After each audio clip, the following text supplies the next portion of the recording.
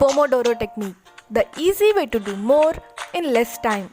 Often, frequent interruptions, overlapping activities, and impending deadlines prevent us from the best intentions. In fact, stressful factors like this are harmful to us. They trigger more stress, compulsive behavior, and discontinuity, and they reduce our consciousness, concentration, and clear minded thinking. The mind ends up wandering forward and backward in time, looking for someone or something to be blamed for our imagined inability.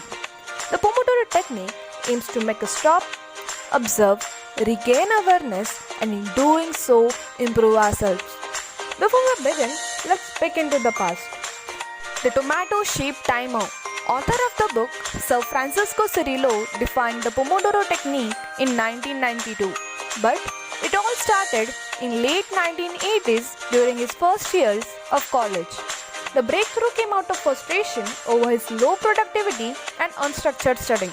He thanks to a red round object that made a ringing sound, and it was a timer shaped like Pomodoro. Pomodoro is an Italian word for tomato.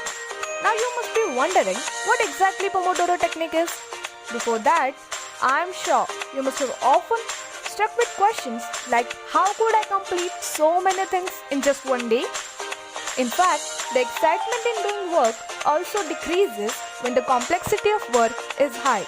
The pressure builds more and more before the deadlines. These are the problems that can cause people not to get work done. I think you should try the Pomodoro technique.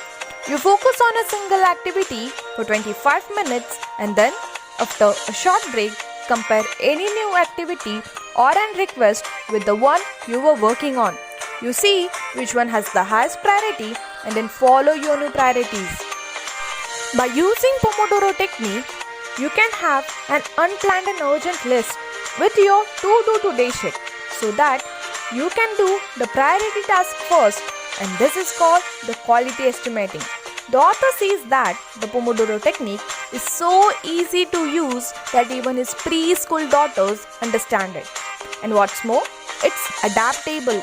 You should change it every day to avoid unnecessary routines. The brain needs time to stabilize memories, see patterns, and make conclusions. While practicing the Pomodoro technique, you take breaks every half an hour. This gives your brain a chance to observe what you saw during the last Pomodoro. In a nutshell, this is what Pomodoro technique is. Decide on the task you'll do that day. Set a timer for 25 minutes and then start the first one. You will also have daily retrospectives. Create daily commitments, handle the interruptions, and estimate the effort put forth. Guys, this technique has increased my productivity by at least 10%.